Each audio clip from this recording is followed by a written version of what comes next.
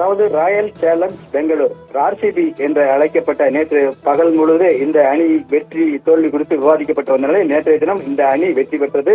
குஜராத் மாநிலம் அகமதாபாத்தில் நடந்த இந்த கிரிக்கெட் போட்டியில் வெற்றி பெற்றதை தொடர்ந்து இந்த அணியினர் இன்று பிற்பகலில் தனி விமானம் மூலம் பெங்களூர் வந்தடைந்தனர். பெங்களூர் வந்து பிறகு அதாவது பெங்களூர் HAL விமான நிலையத்திலிருந்து அவர்களுக்கு சிறப்பு பேருந்து மூலம் பெங்களூரு விதான சௌதா அழைத்து வரப்பட்டனர். அங்கு அவர்களுக்கு சிறப்பு விருந்து அளிக்கப்பட்டு பாராட்டு நடத்தப்பட்ட பிறகு சின்னசாமி ஸ்டேடியத்திற்கு மாலை 5 மணிக்கு அழைத்து வரப்பட்டனர்.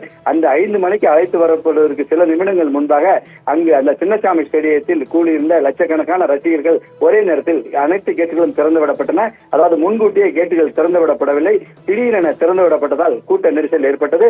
கேட் நம்பர் 19 ஒரே நேரத்தில் அனைவரும் உள்ளே நுழைய முயன்ற போது கூட்ட நெரிசல் ஏற்பட்டதன் காரணமாக 6 வயது குழந்தை, 17 வயது சிறுவன் உள்ளிட்ட மொத்தம் 9 பேர் பலியாகியுள்ளனர். இந்த 9 பேரின் சடலங்களில் 6 பேரின் சடலங்கள் பெங்களூரு பவுரிங் மருத்துவமனையிலும் 3 பேரின் சடலங்கள் வைதேகி மருத்துவமனையிலும் தற்போது வைக்கப்பட்டுள்ளன.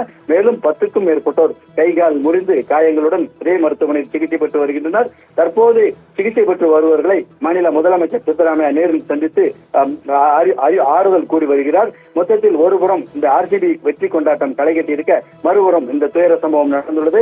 இந்த கிரிக்கெட் வெற்றி கொண்டாட்டம் காரணமாக நேற்று இரவே பெங்களூரு அருகே சிக்கப்பல்லாப்பூரில் வெற்றி கொண்டாட்டத்தின் போது ஒரு கொலை நடந்தது.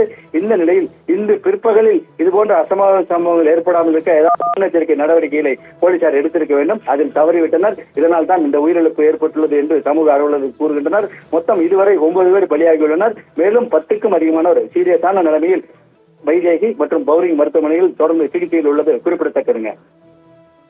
நன்றி ஸ்ரீஹரி.